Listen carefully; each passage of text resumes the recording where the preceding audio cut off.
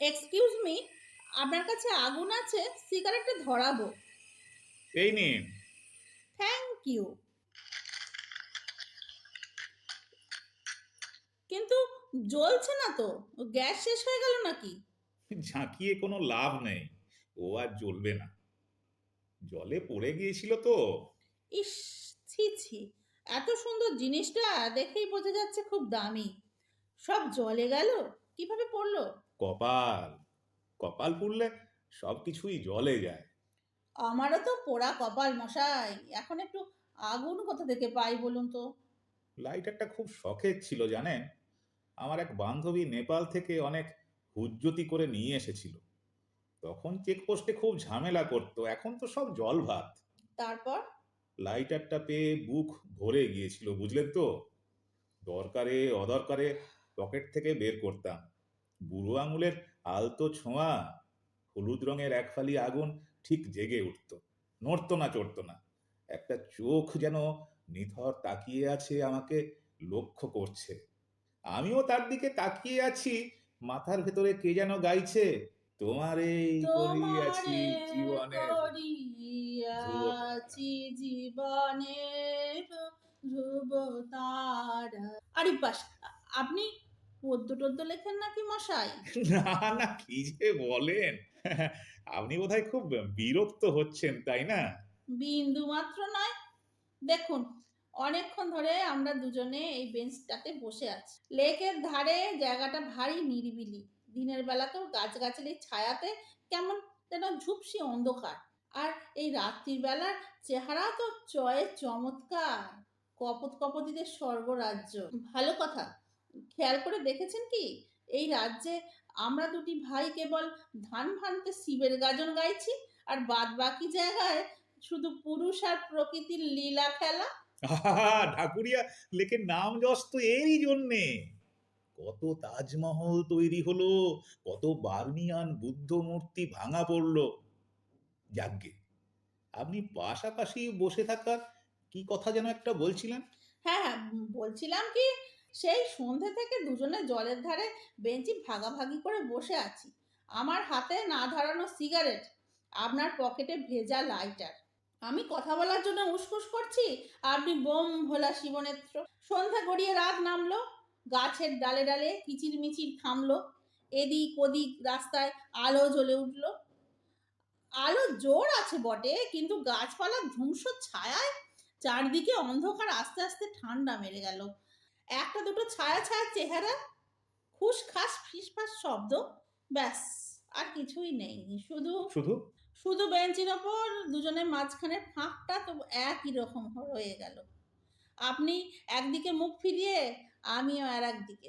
মাঝে মাঝে টেরিয়ে টেরিয়ে নিজেদের মাপছি, শুরু করব কি করব না ভাবছি, তারপরে ফটাস করে গুটিয়ে যাচ্ছে, নিজে নিজে কুকড়ে ছোট হয়ে যাচ্ছি, কথা বলতে না পারে পেট ফেটে যাচ্ছে, তবু তবু তবু দুজনের মাঝখানের ফাঁকটার কোনো হেলদোল নেই। অচেনা অজানার সঙ্গে কথা বলবো না, আলাপ জমবে না, এগিয়ে যাব না। কার মনে কি আছে কে জানে বাবা। একটা সন্দেহ, অবিশ্বাস, ভয় সবসময় দুজনের মাঝখানের ফাঁকা জায়গাটুকুতে গ্যাঁট হয়ে বসে আছে। তাই কাছাকাছি আসতে চাইছি, গলা খুলে কথা বলতে চাইছি, বুকের ভেতর কথা বুড়বুড়ি কাটছে, তবু দুজনে দুদিকে মুখ ফিরিয়ে বসে আছি। একদম। এই দেখুন, শুনতে শুনতে আপনার কতটা কাছে ঘেঁষে বসলাম।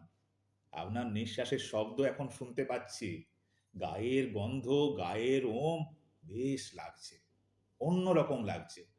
ঠিকই বলেছেন, মনে মনে সবসময় একটা ভয় নিয়ে ঘুরে বেড়াতে বেড়াতে কখন যে বদলে গেছি। আসলে ভয়টাকে তো অনেক কষ্ট করে জোগাড় করতে হয়েছে, যা দিনকাল। এখন ভয় পেতে তো বেশ ভালোই লাগে।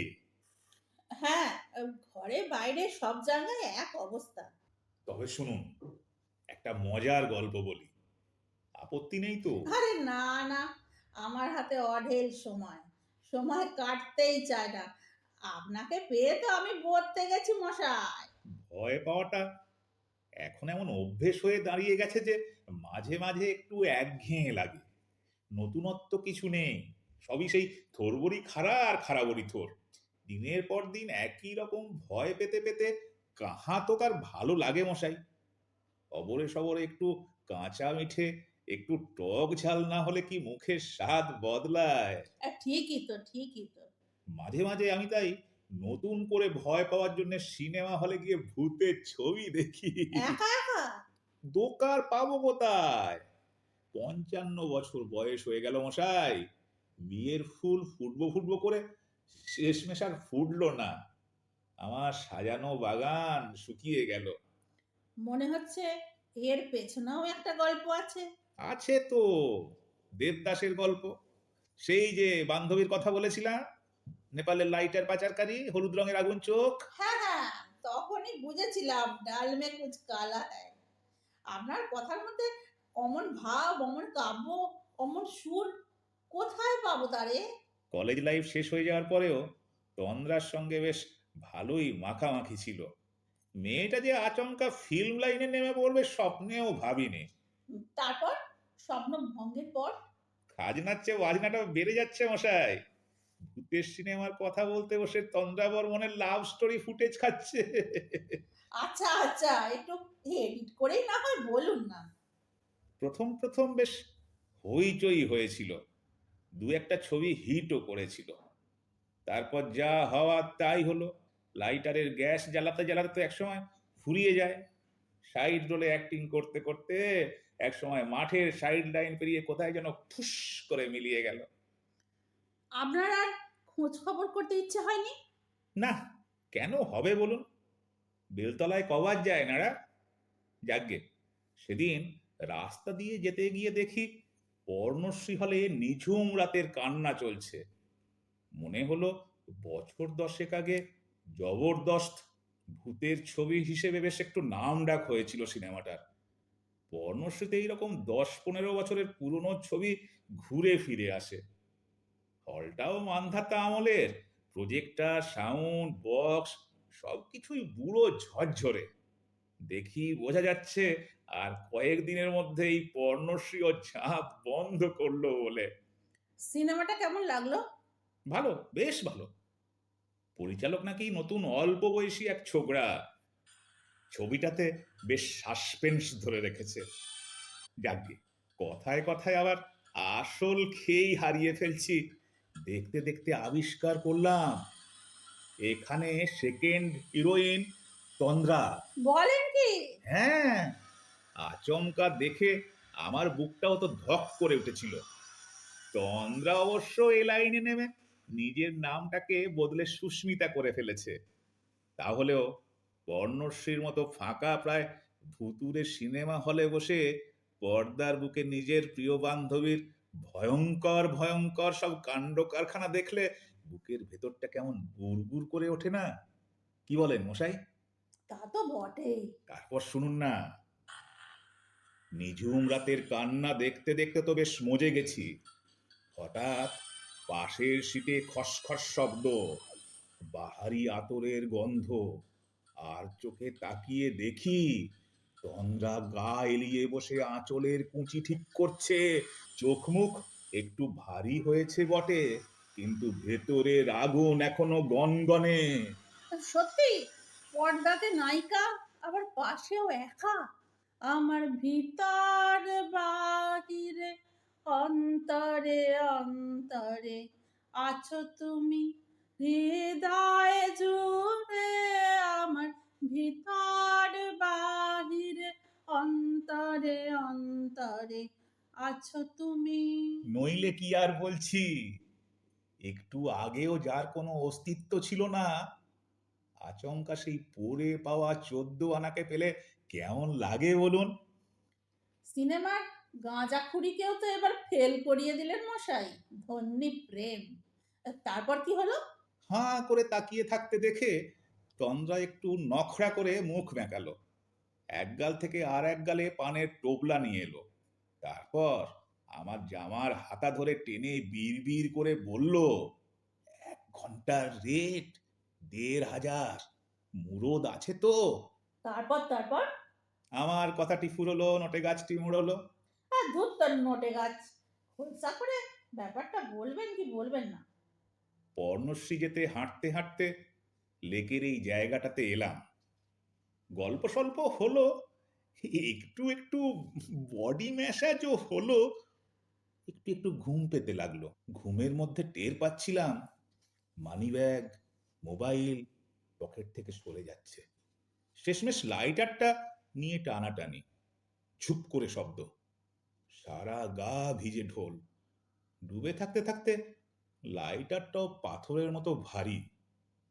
আর আগুন জ্বলে না, কেবল মায়া, মায়া পড়ে রয়েছে।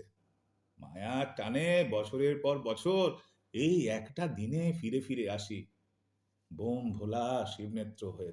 জয় গুরু, জয় গুরু। তাই বলি, সাহেবেরা তো দামি লাইটার, তবু জ্বলে না কেন? তা সিনেমা হলে শাঁকচুন্নি কি একাই আপনাকে নিকেশ করলো?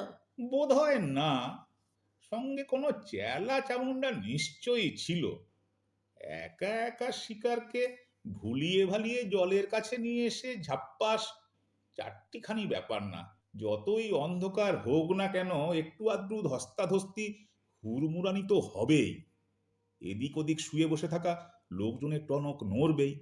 তারপর ধরুন না কেন, লেকে এখন বেশ পাহারাদার টাহারাদার থাকে।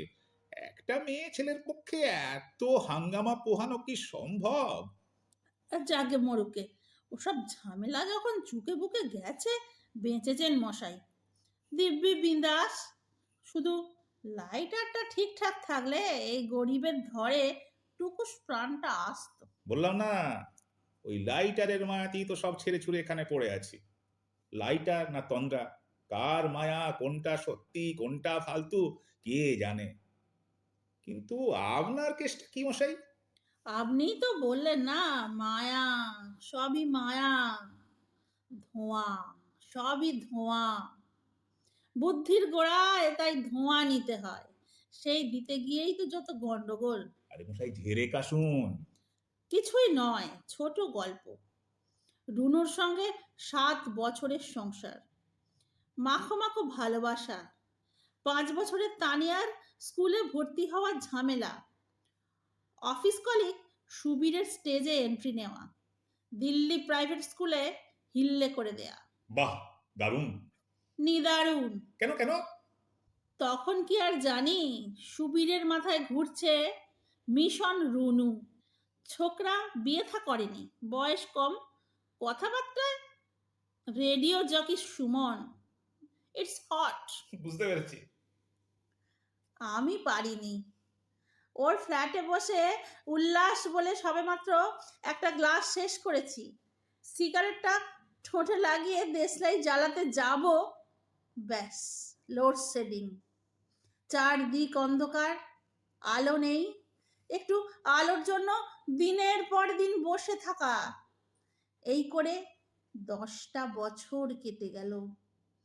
ঠিক এই দিনটাতেই সব নিভে গেল, শুধু একটু মায়া থাকলো। ঠোঁটে ধরা সিগারেটটা ঝুলেই রইল। আহা কি আনন্দ! আজ তবে দুজনেরই গোবিন্দ প্রাপ্তি দিবস। হরিবোল হরিবোল। আসুন, দুজনে তাহলে একটু বুকে বুক মেলাই, বুকের জ্বালা মেটাই। আর দাঁড়ান দাঁড়ান মশাই, মনে হচ্ছে আমার ডান পাশে ফাঁকা জায়গাটাতে এক্ষুনি কে একটা বসলো। বেঞ্চটাতে আমরা দুজনে তো বেশ ভালোই বসেছিলাম। এত রাতে আবার কে উদয় হলো বলুন দেখি? এক্সকিউজ মি, আপনার কাছে আগুন আছে?